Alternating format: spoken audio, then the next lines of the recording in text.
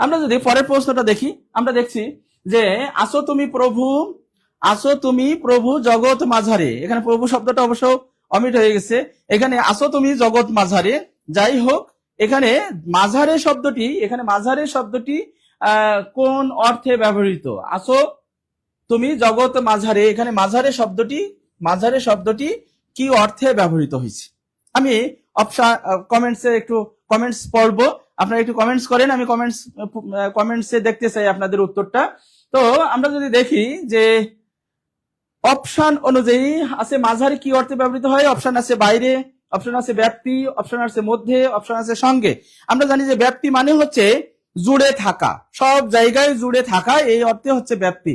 তার মানে এখানে আসো তুমি জগৎ মাঝারে, এখানে আসলে আরেকটি শব্দ ছিল, সেটা হলে হয়তো আরো ক্লিয়ার হয়। আসো তুমি প্রভু জগৎ মাঝারে, অর্থাৎ প্রভু যে সারা সৃষ্টিকর্তা যে সারা বিশ্বব্যাপী ছড়িয়ে মানে সারা বিশ্বব্যাপী যে ব্যপ্ত হয়ে থাকেন, সেইটাকে বোঝানোর জন্য এখানে মাঝারে শব্দটি নিয়ে আসছে। তাহলে এখানে মাঝারে কি? এটা আসলে মাঝারেটা আসলে এখানে অনুসর্গ। মাঝারে অনুসর্গ।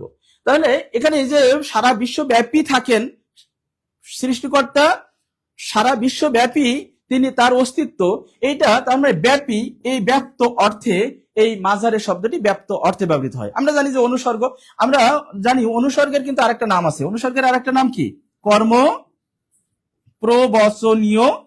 কর্মপ্রবচনীয় শব্দ। অনুসর্গের আরেক নাম কর্মপ্রবচনীয় শব্দ। আমরা জানি যে অনুসর্গ কোনগুলো? অনুসর্গ হচ্ছে এমন কিছু অব্যয়সূচক শব্দ যা কখনো কখনো স্বাধীন পদ রূপে, আবার কখনো বিভক্তির ন্যায় বাক্যে বসে বাক্যের অর্থ প্রকাশে সহযোগিতা করে।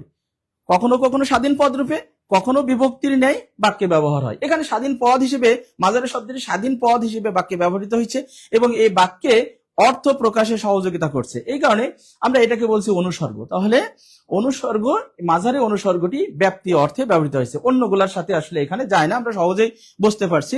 এই তো আমাদের আসমা শামীম উত্তর দিছে ব্যাপ্তি মানে জুড়ে থাকা। ওকে, থ্যাংক ইউ।